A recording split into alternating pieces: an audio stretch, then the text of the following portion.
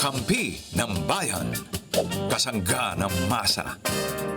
Kapanalig ng batas at hustisya.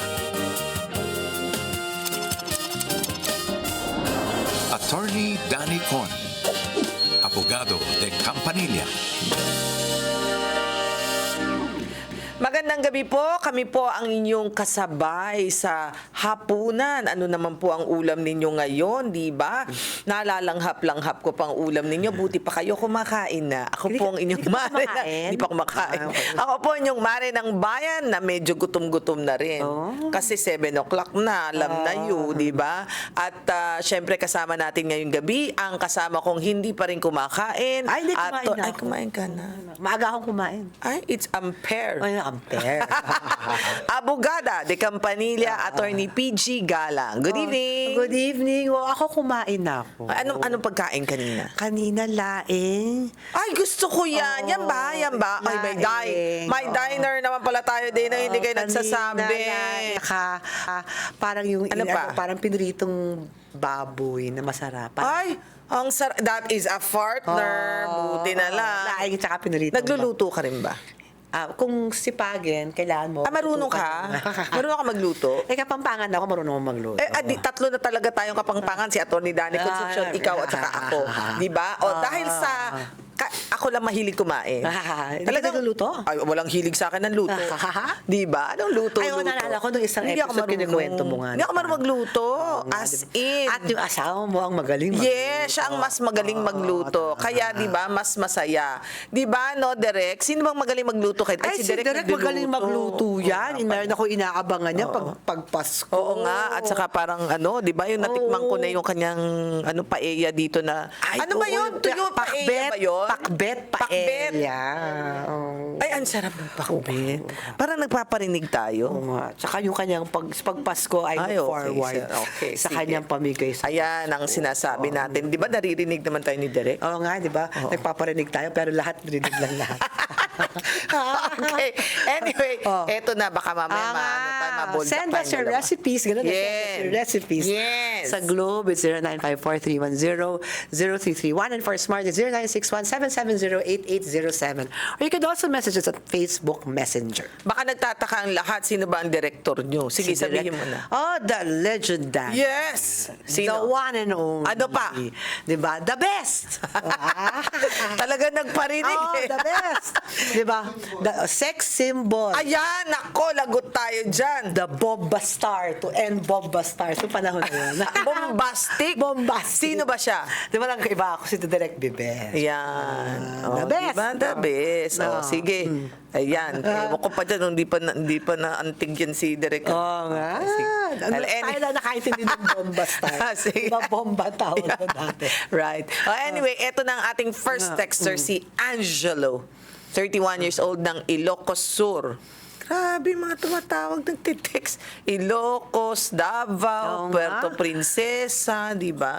Biyahe naman tayo dyan. Oo, sige. Hello, attorney. Nais ko lang pong malaman if may batas po patungkol sa mga daang tubig katulad ng kanal. Ay, gusto ko itong tanong na ito. Meron. O daluyan ng tubig sa mga bahay patungo sa malaking patubig. Ang aming kapitbahay po kasi ay sinakop nila ang aming kanal. Pati kanal sinasakop. Oo naman. Kala ko West Philippine Sea lang ang sinasakop.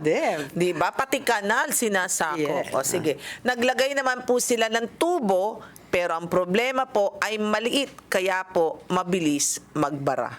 Okay, sagutin mo yan. At Meron! May bata sa Water Code of the Philippines.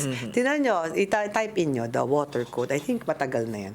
water, ano daw? Water Code of the Philippines. Code of the Ayan. Philippines. O, Water Code of the Philippines. So, si PD. Kita ka agad, Meron. The Water Code. Tagal na sabi? yan.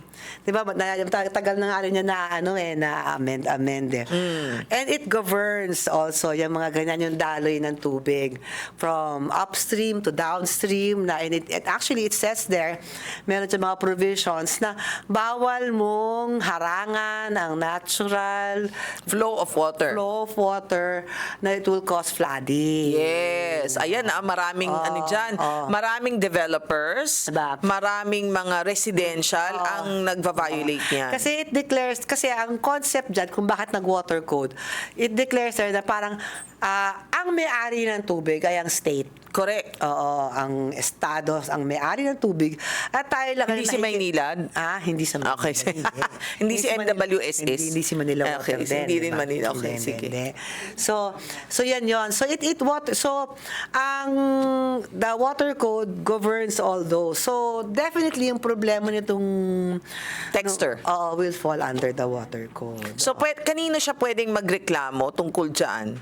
Well, actually, kung pwedeng sa LGU, invoke it. Kasi kung ganyan Kasi LGU rin na nagpapatupad ng water code. Ay, diretso na siya LGU, wala nang barabarangay. Wala nang barabarang ganyan. Kasi all LGUs will have a department for this one. Sa engineering department Sa siguro engineering yan, no? yan, malamang. Oo. Ireklamo mo na, dahil sa ginawa ng sinakop yung kanal Dahil alam mo, mangyayari dyan, yung LGU rin naman yung problema, magbabaha yung lugar. Oo, totoo yan. Sila ang rereklamuhan ng mga kapitbahay. Ano, kasama ba yan sa flood control?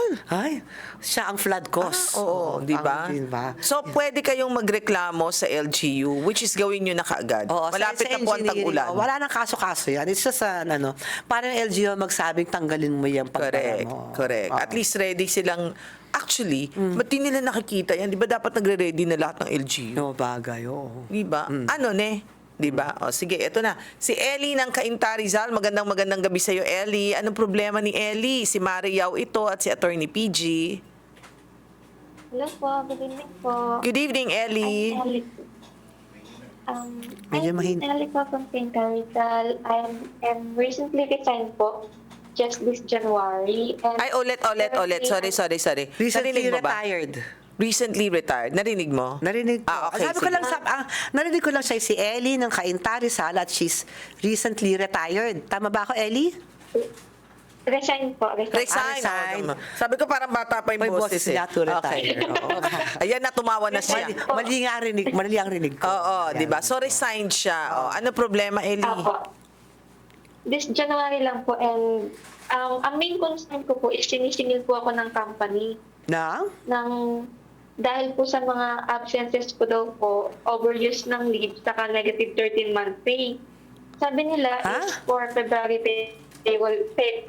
payroll ko daw po yun. Naging ganun daw po yung computation kasi November po, palig na po ako because of medical condition. And December and January, ang napay ko na po is leave without pay. Nagkamali sila ng computation. Tama ba ang rinig ko? Nagkamali sila ng computation daw. Ang sabi po nila, kaya naging ganun po, is hindi daw po sila nade-deduct ng mga deduction ng January and December. Kaya po, dapat babawas po nila sa February payroll ko po. Pero dahil absences na po ako ng December and January, naging negative na daw po yung computation. So yun nga, parang nagkamali daw sila ng computation ng naibigay na sa'yo yung dapat hindi binigay. Opo, yun po. Okay. Una-una, Ellie, tama ba yung computation nila? Tama ba sa tingin mo yung computation Na nila? you were overpaid?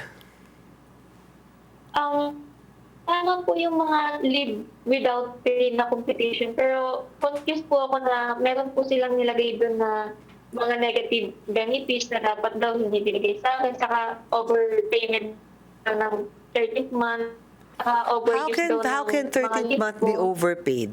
Sa tingin ko, kasi leave without pay siya eh. So kung leave without pay ka, wala kang ang pay. O, kasi so ang hindi ka 13th siya kasama. month usually is prorated. Yes, depende sa pinasok mo. So ganito na lang, pa-check niya, di ba? O kasi it's a matter of computation. Definitely, Ellie, kasi ano yan eh. If you were paid what is not due you have to Oo return. naman. Solid kung dapat. Pero, kaya Ellie, i-compute mo mabuti. Kung talagang nagkamali sila, they have to acknowledge that they made a mistake, di ba? And you have to know. Kasi hindi ka rin bibigyan ng clearance niyan di ba? Oo. Hindi, ang tanong ko, siguro, upuan mo ang HR o yung accounting, Oo. ano ho, babigyan niyo ako ng breakdown. Hindi yung parang nagre-refuse na lang sila. Oo. Hanggat hindi niyo ako binibigyan ng breakdown, hanggat di ko I will nalalaman. assume it's correct. Oo, tama ang computation ko. Pero ang tanong ko dyan, pwede ba siyang mahingan, pabalik ng, for example, is a small claim siya pag hindi niya binalik, yung ganon. Pwede ba yon? Sa NLRC yan kasi it's wages it's not naman a contract. Okay. So, NLRC pa rin. So, sino magfa-file kanino ng ganyan? So, yung employer pwede mag-file? Pwede, oo. Kasi really? labor concerns naman kasi yun. So Well, baliktad. actually, baka regular courts niya kasi it's the complainant is the... Oo, hindi. And they won't actually, kung ako yung employer, I won't. Depende kasi sa laki. Magkano ba? Kano ba? Kung hindi isang Pinag-uusapan natin. Maliit lang siguro to. Ano po siya, 8,000. 8,000. Ang takot ko dyan, ito lang, 8,000. magkano? 8,000. Almost 70,000. 70. Almost 70,000? 70? Kasi nabsweldohan nga siya. Alam mo, ito lang ang sa akin. Ah. Hindi kukunin ng employer, kung hindi makuha ng employer sa kanya, baka kukunin sa lahat ng mga taong nagkamali. Kasi nga, why did you overpay?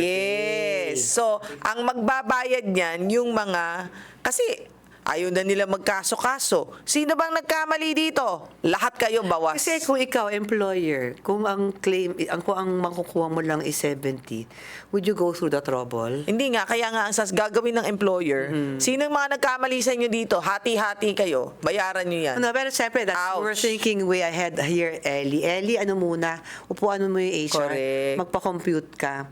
Tapos, kung hindi pa rin kayo nagkakatugma, kung saan mo lang HR, baka pwede na lang patawarin na lang yun. 70,000, baka hindi patawarin yun. Bakit? Baka 7,000 may papatawarin. Pero 70,000, malaki-laki yun, ha? Kasi baka mamaya, ang sa akin, talagang kukunin nila yan. You have to really, wala kami makasagot dito kung Oo hindi, nga kung hindi kailangan yung himayin Kung Kailangan magkano talaga. maghimayin, oo. And then if ever, kung talagang kailangan bayaran at nagastos mo na, paano yun, attorney? Ay, promissory note na lang or Oo, unti-unti, bayaran, oo. Hindi naman ikaw mababa. Hindi mo naman kasalanan yun kung Nag-overpay siya. hindi mo naman pinilit silang mag-overpay, di ba? Sila Pero yung hindi, alam mo, nagkamali. ganun yan eh. Parang sa Ano? cashiers eh. Sa cashier ng mga pag sumobra sila ng sukli, sila magbabayad. Kahit sa mga bangko, ganyan ah. Oo. Pag kunwari sumobra sila ng bigay, walang pakialam ang bangko, babayaran mo yan. Yan na nga. That's sad. Kaya, kung ikaw naman, alam mo may magbabayad ng hindi, be truthful. If worst case scenario, meron ka talagang nag-overpay sila, kausapin mo na lang sila na willing ka namang isoli yun, pero give you time. Kasi kaka-resign mo nga lang, wala ka Wala kang naman trabaho, o baka nagastos mo na, nabayad Oo, mo diba? na. Hindi mo sila- Kausapin na oo. lang. Okay ba? Hindi siya nasiyahan sa sagot natin, friend. Hindi na. Sabi niya kasi, binigay na nga sa akin di ba? Ano ba? Well, there's no such thing kasi you didn't earn it Yes. You didn't earn it. Ano yun? And tutok po sa HR, pag-group po ako ng Google meeting para po tanungin mga question po. Hindi ko na, medyo choppy. Ano daw? Ano ulit? Gusto niya ng guide kung... Makapag-usap po na virtual meeting sa HR para po i-may po yung amount. Alam mo, sa tingin ko, sila ang magkakandara pa, nakausapin ka, huwag kang mag-alala. Oo. Totoo yan. Kasi sila yung mawawalan eh. Ikaw ba sasabihin mo, you are willing to talk to them. But if they're not willing to talk to you, then that's their problem. Oh, diba? Diba? Para willing to talk to you, but I need a breakdown. Tapos yun lang. Yun lang. Kung hindi nila gawin yun, then you can assume that it's a correct payment. Correct. Meron bang ano yan? Yung kunwari, isang taon mo nang di kinukuha sa akin, isang buwan na, wala na, no touch move na yan. Prescriptive. Oo. Wala naman ganun. Kala ko walang may touch move. Hindi yan Okay. criminal case na may Okay. prescriptive. So, alam mo na, Ano pong light approach? Although, alam mo, maganda tanong yan. There is such a thing. Or Ano raw? Again? ano pong Just be respectful, wag kang Email. and be prepared when you are going into that meeting. List down, 'di ba? Yung dapat alam mo yung mga dates kasi labanan ng dates to, ha. labanan ng ebidensya. Labanan ng mga panahon na ito nag-resign ako. Yung kung ano yung ito yung panahon Ito na pa yung, walang- dapat may leave pa ako dyan. Considered Oo. dyan. So, handa mo na yung May sick sarili leave mo. pa ako, may EL leave ako. Ande, para balikan ko yung isa naman. Yung prescriptive period. Hindi siya prescriptive period. Ano tawag mo doon? Pero there is such a thing as estoppel. Ano or yun? yung acts na you would consider na i-assume na you've waived it. So for example, kung Kunwari, nag-email na siya. Oo na, Sabi oo. niya, sinagot ko na yung email ninyo na I'm open Oo. anytime. Tapos Pero parang years have passed. So hindi, pwede ba sabihin niya, if I did not hear from you from today onwards, then that is assuming that you are... There's an implied waiver na ayaw na nila yun. Okay na yun. Yes. Ganon. Ayan. Nakuha mo? Nakuha mo. pagka, Tayo na ata nagkaintindihan. pagka hindi nila sinagot yun sa takdang panahon, parang sinasabi nila, sige, sa'yo na. Parang ibato mo yung bola sa kanila. Nakuha mo? Hindi niya nakuha. Yes. May question po ako. May question pa rin siya. Ang hirap eh. Hindi ko may... Sa akin lang, okay lang sa akin po magaling or mag-asa ko pero may nagawa nila. Wala kaming naintindihan, friend. Sa sinabi. Oo, wag kang gagalaw sa kinatatayuan mo. Na-excite siya. Ano nang gusto niyang sabihin sa... Ulit. Yung statement po na sabi niyo po, okay lang na ako lang po sabi niyo, kailangan ko yung from attorney ko. Oo naman. Ikaw na mag-demand dahil nasa kanya na di ba? Hindi pa naman kayo nag-aaway Nagko-compute pa lang Oo. naman kayo. Okay lang na ikaw. And yung concern ko is, example ko lang. Wala talaga akong Wala ka na maintindihan. Tawag Friend, ka wala akong maintindihan. Tawag na lang siya ulit. Tawag na lang siya ulit. Shopee. Ano po? Wala kaming maintindihan. Sorry, tawag ka ulit. Tawag ka ulit. Ngayon na, ha? Ibaba mo muna, tapos hanap siya magandang signal, ha? Okay, thank you. Ito. Isang question muna tayo. Isang question muna tayo. Si Terry, 29 years old ng Mandaluyong. Hello, attorney. Magandang araw po. Hearing ko na po sa fiscal bukas. Ngunit ang aking nakuhang lawyer ay hindi raw po ako masasamahan dahil meron daw po siyang emergency. Okay lang po ba yon? Ano pong dapat kong gawin? Salamat po. Okay. Okay lang. Okay lang naman. So busy kasing lawyer, paano na? Nagka-emergency. Or okay. baka naman minsan may hearing na kasabay. Oo, okay lang naman yun. Depende kung ano yung stage ng preliminary investigation. Anong gagawin dapat niya at para masigurado siyang okay? Okay, for example, kung ikaw ay dapat magkasubmit ng something, dapat dala mo na yung i-submit mong affidavit. Or, kung yung kabila naman na may isasubmit, Oo. 'di ba? Kung may kabila isasubmit, nandun ka lang, ikaw tatanggap noong sinubmit. 'Di ba? Ganun lang naman usually yun sa mga preliminary investigations. So, dapat ba siyang dumalo? Magandang dumalo siya. Kailangan may dumalo. Pangalawa, pero ang mahirap is kung wala kang abogado during clarificatory hearings. Pwede ba siyang magpa-reset? Pwede siya magpa-reset, pero you run the risk na hindi siya mag-grant. Kasi ngayon, dahil sa kagustuhan ng Supreme Court Na at ng matapos yung DOJ, kaso. may mga rigid timelines na ang mga prosecutors na kailangan pagka-file, within 60 days, may resolution na sila. Otherwise, sila pagagalitan ng DOJ. So, ang gawin mo na lang, dumalo ka daw. Dumalo ka, tapos sasabihin mo lang na my lawyer has an emergency, but I'm here, but do not answer kung hindi ka sigurado kung ano. Correct. Diba? If there is anything to receive, just receive it. 'Di ba? Okay lang 'yon. Hindi naman ikasasamahan ng sa'yo 'yon. Kasi ikaw naman ang importante nang nandoon Okay, sige. Okay, eto, balikan natin si Ellie. Ellie! Hello po. Ayan, that's better. Ayan, Sige, ano yung better, huling oo. tanong mo? Kapag nag-apply po ba ako in the next employer, may right sila na i-disclose yun? Well, nasa 201 file mo yan dapat, di ba? Kasi usually, magba-background check ang mga employers and they will ask for, tawag nila the 201 file, di ba? Which contains all relevant information regarding your work. So, it will also include that. Now, but wag kang mag-alala because that was not your mistake Correct. That's their mistake So, parang hindi yun a negative reflection on you. Kasi you filed your leaves, yung ganyan. And they paid you, they overpaid. So, if ever, it's a reflection on their system natin. Pero hindi ba pwedeng sabihin, baka kasi like, syempre, may mga malikotang isip na sabihin, uy, sinabi na pala sa'yo, bakit hindi mo man lang sinuli sa kanila? So, pwede mong sabihin na email mo na, ito na, ito na yung proof. Sabihin mo na lang pag gano'n, pag tanong ka, nagko-compute pa kami. Yun. Okay, Ellie? Okay po. Thank Okay. you po. Kasi mabagal ang accountant nila. Oo nga. Kasalanan nila yun. Hindi, tsaka hindi pa, pag nakita mo naman yung 205, makikita naman agad yun na hindi niya kasalanan yun. Correct. Hindi naman siya namilit na mabayaran. Correct! Correct, di ba? O, sige. Anyway, Jillia ng Caloocan, siya ay 37 years old attorney. Sabi niya, may habol po ba ako sa aking final pay kahit 2 taong ko na po itong hindi nakukuha sa kadahilanan, di pa ako nakakapag-clearance. Ay, sus. Hindi pa Bakit pala hindi siya ka nagki-clearance? O bakit nga ba? Anong meron? Oo nga. Siyempre, di mo masisisi ang employer na hindi ka babayaran dahil hindi ka nagki-clearance. Oh, correct. May habol ka pa kung makakapag-clearance ka. Hindi naman ano yan, di ba?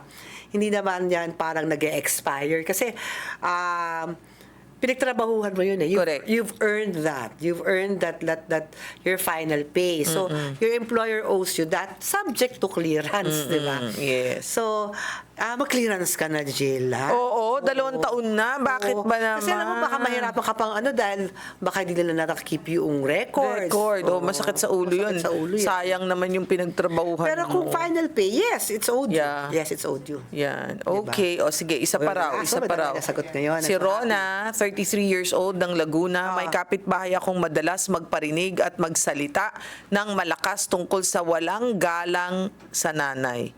At sana mamatay na. Ay. Okay. Habang nakaturo pa minsan sa bahay namin. Ay.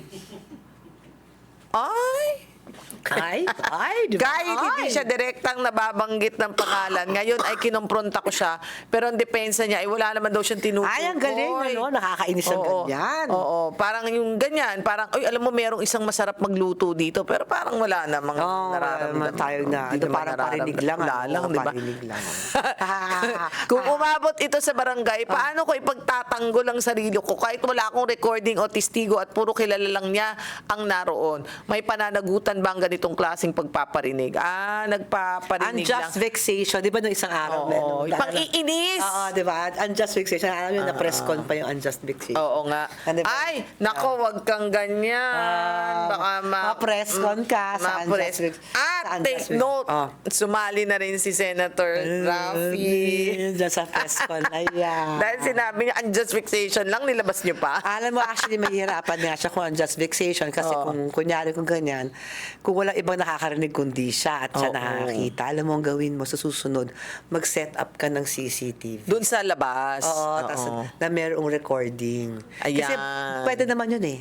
Diba? Pwede kasing sabihin mo, ay, nangiinis siya kasi nakatingin siya sa amin. Meron ka ng pruweba na nakikita naman yung CCTV. Hindi ko naman siya nire-record. Kasi anyone, di ba, lahat yun sakop ng CCTV. Basta wag ka magre-record, friend, ha? Kasi ikaw makukompormiso. Mag-record ka doon sa CCTV na nakaharap sa lahat at alam lahat ng tao na may CCTV doon. Actually, parang to prevent na lang. Pakita, actually, baka tumigil nga siya pag nakita niya. Pag nakita niya may CCTV, ay, hindi ko nagagawin. Ay, away-away. So, it's not just to prevent to get evidence, but maybe it will be an effective preventive na hindi niya nagagawin kasi nakita niya may CCTV. Tapos siya palang nanira doon sa kapitbahay na CCTV. Plot twist. Plot twist pala tayo. Sige, eto na. Si Aya ay 36 years old ng Laguna at tandaan mo. Sabi nila, short only, please. Yes, okay. Hello, attorney. I'm just wondering if wala po bang kaso ang Pangulo, Ang Pangulo o ang nakaupo sa gobyerno kapag hindi niya po maipaliwanag ng tama ang confidential fund niya. Ay! Impeachment. Impeachment, oo. So regardless of who, may mga impeachable na government officials. Sige, maganda yan. Ito, short only. The Pangulo at Vice President can only be removed via impeachment. Meron pa, di ba? The Pangulo, the Ombudsman, and the Supreme Court. And the Constitutional Constitution, and the heads of the Constitutional Commissions. Ayan. So sila lang. Impeachable offense ba ang yes, ang pwede. pagka, If of it is, course, graft, corruption, yes, treason, use of funds that are not supposed to be used. Yes, it can be. Uy, ang dami nila dyan, ha? Oo. Hindi ba Impeachment. marami sila dyan, So that's the kaso, impeachment. But actually, an impeachment is not a case. It is a political exercise. Sabi ko marami sila dyan na mababait, marami rin naman Marami silang rin alam naman. na. Ay, naku, Alam na you. Malapit na ang palapit na ng palapit ang 2028. Ayan. Oh, pero hindi alam mo, I really wish for the country's best candidate. We best always president. wish that. We always wish that. Yes, diba? okay. Habang may buhay, may pag-asa. Correct. At ang sabi ni Rizal, Oo, ano? nakakalimutan ko. Ano sabi ni Rizal? Hindi, joke lang. Sabi ni Rizal, closing na po. Oo nga, closing na po. Sabi, short only eh. Ayun. Ah. Diba? Adios. Spa- Sabi mo nga ulit, Tere. Adios, patria adorada. Goodbye, my beloved country. Ayan, narinig nyo na rin yan. Talagang legendary si Direk. At dahil narinig nyo na yan, wala na kaming sasabihin, kundi bye-bye. Bye-bye. Yun lang. Maraming salamat po. Ako inyong Mare ng Bayan, Mare Yao. I'd like to greet my Papa Jimmy, Mama Trining, and Babe Mac Castro. Salamat pong muli. Ayan ako si Abogado de Ulitin mo. Ulitin ko to. Ako ang inyong Abogado de Campanilla, si Attorney PG. Sabi kasi short, hindi naging short. Hello. Bye, everyone!